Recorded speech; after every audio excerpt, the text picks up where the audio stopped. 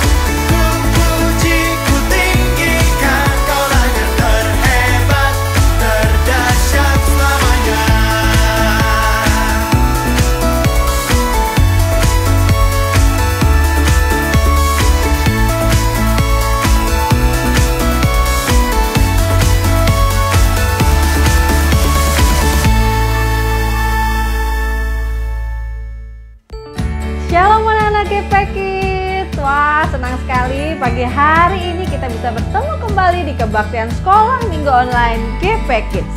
Ya anak-anak, mari kita tundukkan kepala, lipat tangannya, kita mau berdoa terlebih dahulu. Teman-teman, mari kita berdoa. Tuhan, terima kasih sudah mempertemukan kami di ibadah sekolah minggu online. Kiranya Tuhan memberkati ibadah ini agar tidak terhalang suatu apapun, Tuhan. Kami juga berdoa untuk guru yang menyampaikan firman Tuhan, agar firman Tuhan yang disampaikan tidak terhalang suatu apapun dan bisa diterima dengan baik. Kami alaskan doa ini di dalam nama Yesus Kristus. Amin. Ya anak-anak GP Kids, pernahkah kalian mendapatkan sebuah kado surprise atau kado kejutan dari keluargamu atau teman-teman yang mengasihimu? Padahal kalian sedang tidak berulang tahun, apalagi kalian juga sedang tidak memenangkan lomba apapun. Tetapi tiba-tiba ada sebuah kado kejutan datang di hadapanmu. Lalu bagaimana perasaan kalian? Wah, tentunya senang sekali kau nih dapat kado kejutan. Ya anak-anak, pastinya setiap kita akan merasakan bahagia, senang sekali ketika kita mendapatkan sebuah kado ya. Kado yang tidak pernah kita bayangkan, apalagi kita tidak pernah memintanya kepada mereka, tetapi tiba-tiba mereka mengirimkan sebuah kado untuk kita. Ya anak-anak, ngomong-ngomong soal kado, cerita firman Tuhan hari ini akan bercerita tentang seorang perempuan dari Sunem yang dia juga tidak meminta apapun, tetapi tiba-tiba dia menerima berkat yang sangat istimewa untuknya. Lalu seperti apakah cerita firman Tuhan hari ini? Yuk anak-anak, kita mau siapkan Alkitabnya, sebab kita akan membaca ayat firman Tuhan hari ini, dan kita juga akan mendengarkan cerita firman Tuhan hari ini dengan sungguh-sungguh. Teman-teman GP Kids, ayat firman Tuhan hari ini diambil dari Efesus 3 ayat 20a. Bagi Dialah yang dapat melakukan jauh lebih banyak daripada yang kita doakan atau pikirkan. Demikianlah bunyi firman Tuhan.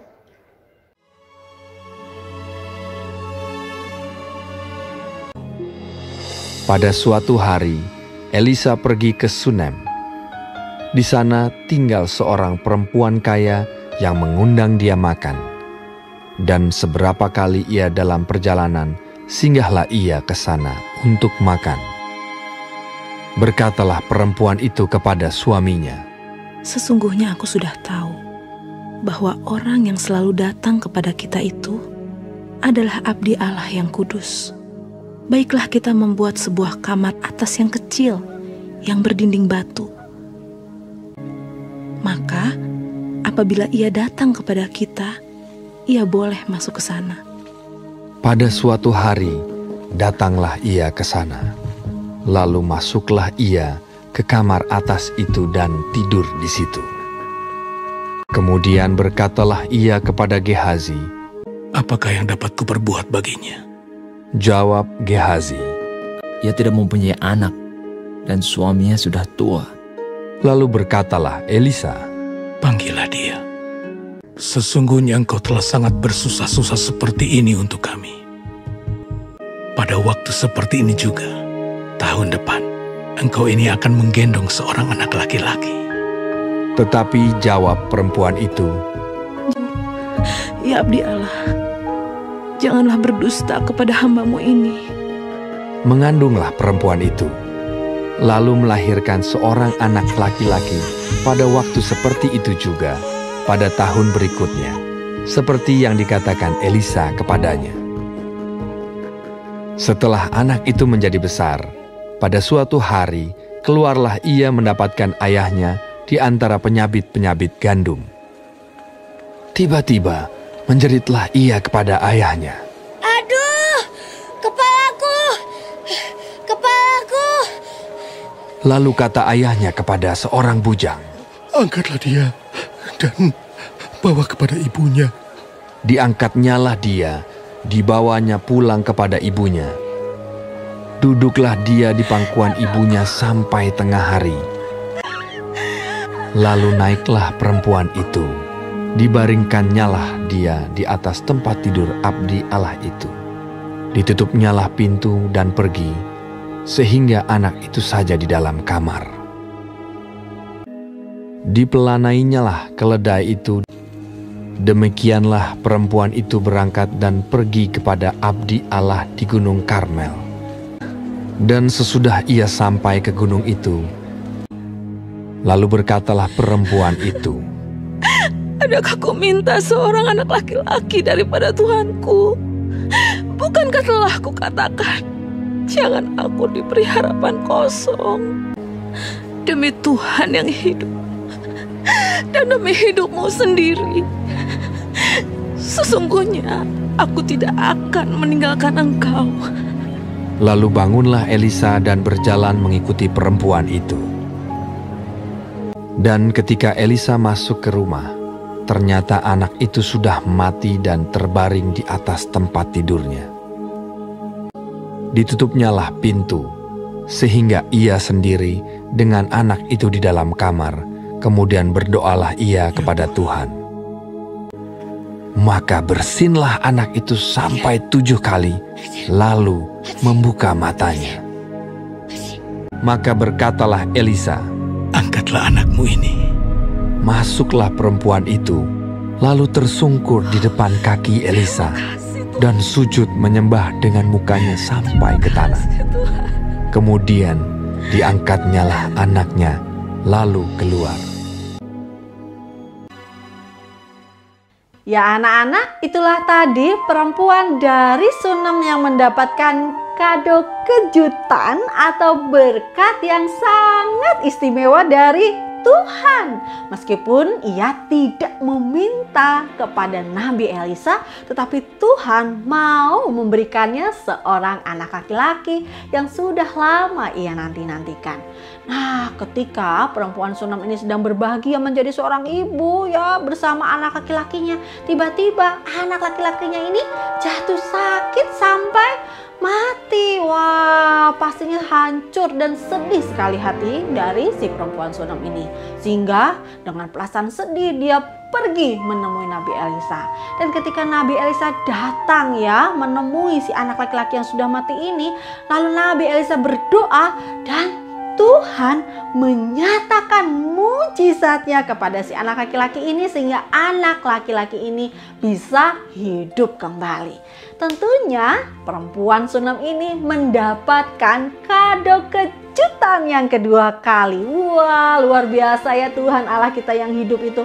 Dia sanggup ya memberikan sesuatu hal yang tidak pernah kita bayangkan atau kita pikirkan.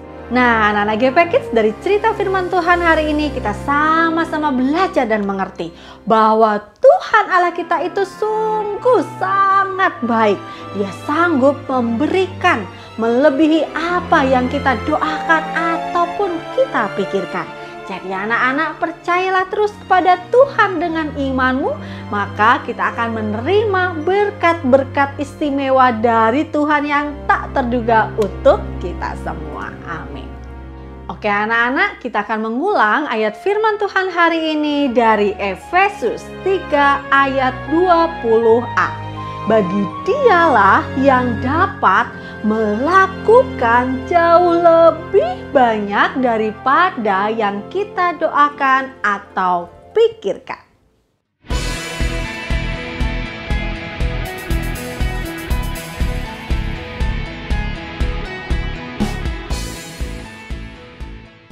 Yeay, minggu ini ada teman-teman kita yang berulang tahun. Siapakah dia? Yuk kita sama-sama ucapkan selamat ulang tahun dulu.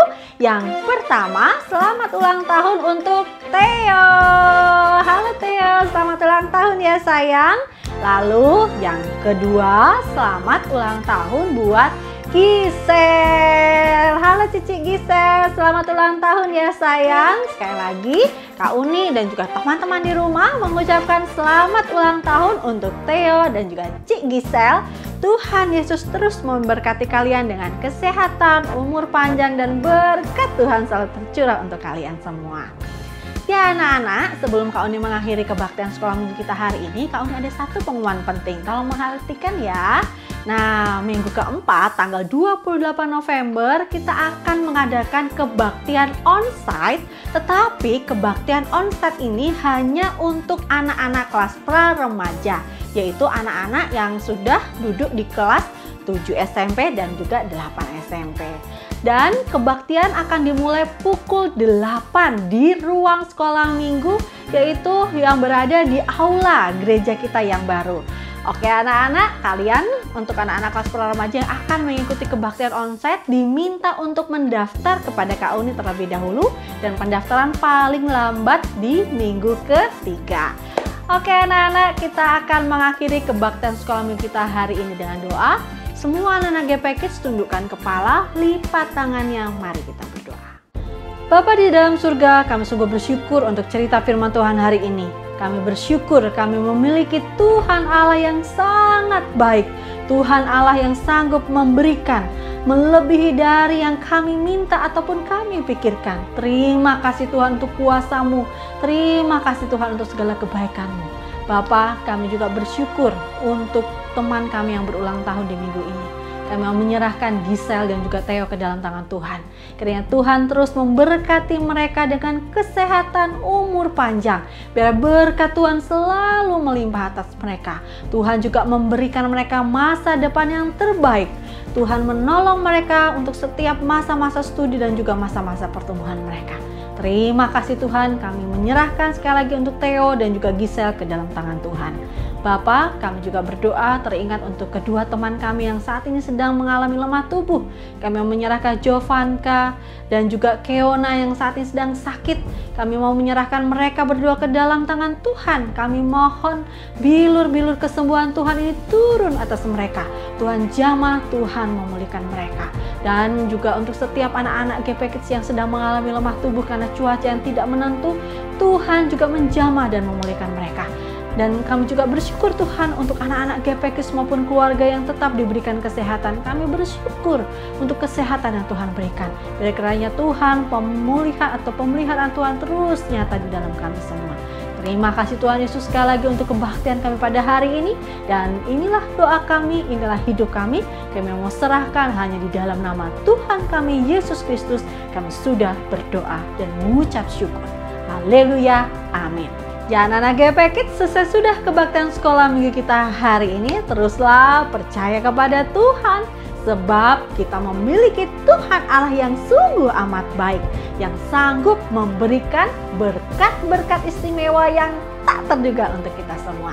Sampai ketemu minggu depan dan selamat hari Minggu. Tuhan Yesus memberkati. Bye-bye.